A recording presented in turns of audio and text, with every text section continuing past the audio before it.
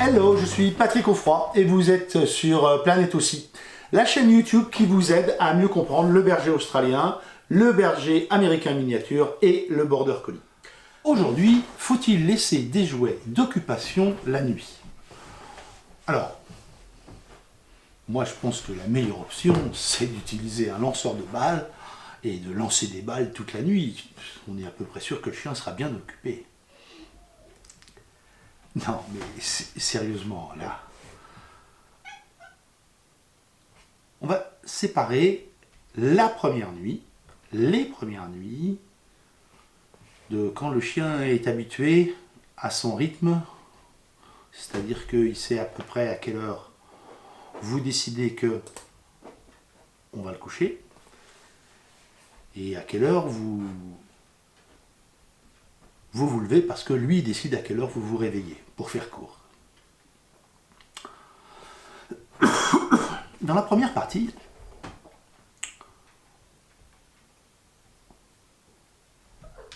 les jeux ne vont pas vous permettre de calmer le chien. Au contraire. Il ne faut pas oublier le projet à terme. Le projet à terme, c'est que le chien se pose pendant la nuit et dort. D'abord parce que, comme tous les chiots, il a besoin de beaucoup dormir, mais il dort en fractionné. C'est-à-dire qu'il va dormir 20 minutes, une demi-heure, parfois même 3/4 d'heure pendant la journée. Et après, il va avoir 20 minutes d'activité, 10 minutes de repos, grand max 1 heure, 1 heure et demie d'activité, et après repos. Et donc évidemment, ce rythme-là qui s'est implémenté dans son esprit au cours de la journée, il le retrouve durant la nuit. Donc, je comprends la logique qui tendrait à dire, si ce chien a des moments d'activité irréguliers, alors je vais mettre de quoi l'occuper pendant la nuit. Mais ça serait oublier le but à long terme. Le but à long terme, c'est que vous ayez un chien qui soit éveillé, actif, en phase d'apprentissage, en relation avec vous durant la journée, et qui dorme la nuit.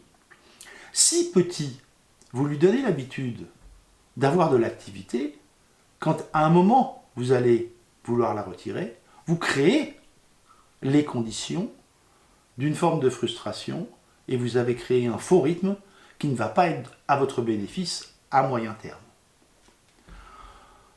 Donc, la question c'est, est-ce que je mets des jouets d'occupation? La réponse est non. La nuit, le chiot doit dormir. On doit créer les conditions pour qu'il dorme. Même si, et c'est une évidence, il y aura des moments où il aura envie de faire des choses parce qu'il n'est pas encore dans le rythme biologique d'un adulte qui est je fais des trucs la journée et en gros je dors la nuit. Ceci pour dire quoi? Ceci pour dire que vous devez différencier le besoin immédiat ou la lecture immédiate que vous avez de la situation et ce que vous voulez créer à long terme. C'est souvent là que se pose une différence entre la perception que peuvent avoir les professionnels d'une situation et la perception qu'en ont les propriétaires. Pourquoi? Pour une simple et bonne raison, c'est l'expérience. Et ce que, en tant que propriétaire, vous ne devez pas oublier, c'est quel est le but à terme. Et c'est ça qui doit guider vos décisions.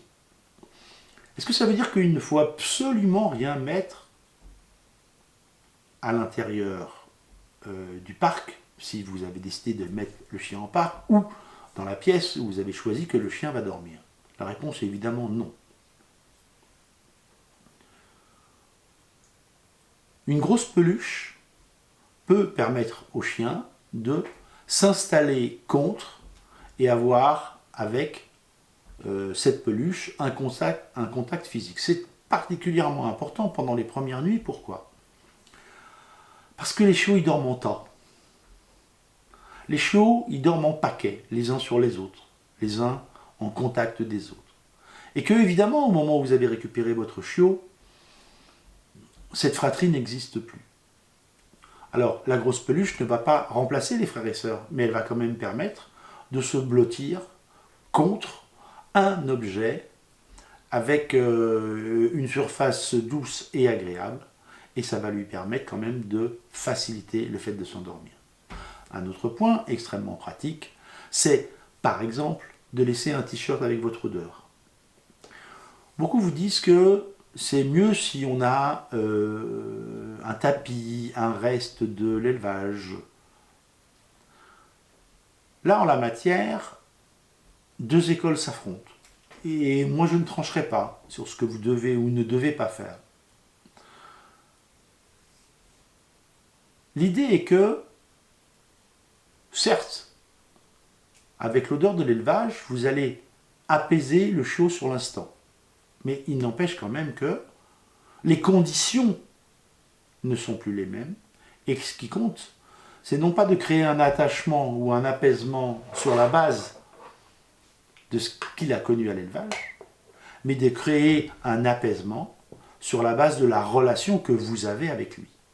Donc, je suis plutôt favorable, mais ça ne veut pas dire que c'est ce que vous devez impérativement faire si vous avez un support physique de l'élevage, que vous laissiez un t-shirt avec lequel vous avez dormi la nuit précédente, de telle façon que votre odeur soit l'odeur apaisante pour votre chiot.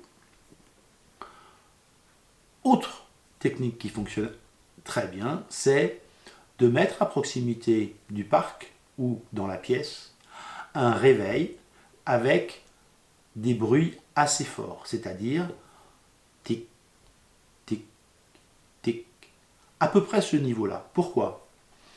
Parce que quand les chiots s'endorment en tas, en motte, comme je vous l'ai expliqué, ils entendent les battements du cœur de leur frère, de leur sœur, de leur mère, si elle est encore présente avec eux, dans la caisse de Misbah ou dans le parc où ils sont. Ce son est apaisant pour les chiots, et si vous regardez bien, vous les verrez non pas s'installer plutôt vers les pattes de maman, mais de s'installer plutôt vers la cage thoracique ou entre les pattes avant. Ceci nous indique que le rythme cardiaque des congénères est apaisant. Et ce bruit du réveil va remplacer, de façon évidemment mécanique, mais il n'empêche, ce rythme qu'avait pu avoir le chiot quand il était encore à l'élevage. Une autre technique qui fonctionne assez bien, dernière technique, c'est de mettre une bouteille remplie d'eau chaude à l'intérieur du parc. Ainsi, le chiot va pouvoir ressentir une certaine chaleur, au moins dans la période d'endormissement, et ainsi va pouvoir être plus apaisé. Le cumul de toutes ces techniques n'empêchera pas votre chiot de se réveiller dans la nuit. Ça ne l'empêchera pas non plus de penser qu'au bout de 6 heures de sommeil, il a bien assez dormi et que le monde l'attend et qu'il y a plein de choses à faire à l'extérieur et vous réveiller avec cris et fureur. Il n'empêche, plus vous créez les conditions pour que le chiot s'endorme sereinement, plus vous aurez rapidement des nuits calmes et posées. Et ces nuits-là seront importantes pour que le chiot intègre au fur et à mesure du temps le rythme de votre maison. Donc, pas de jouets d'occupation, ou alors vous installez un lanceur de balles automatique et vous faites courir votre chien toute la nuit à l'intérieur de votre salon ou de la pièce que vous avez dédiée pour qu'il soit au calme. Ou que vous soyez au calme d'ailleurs, l'un n'empêche pas l'autre. Voilà, merci, à très vite. Merci, un grand merci d'avoir regardé jusqu'au bout cet épisode et j'espère qu'il vous a plu. Avant de vous quitter, je vous invite comme toujours à vous abonner à la chaîne YouTube pour ne pas manquer les prochains épisodes. En plus, je suis toujours content de lire tous les commentaires. N'oubliez pas d'aller voir également le site planetbergeraustralien.com dont le lien est juste en dessous. Amitié du Tarn et à très bientôt sur la chaîne planète aussi.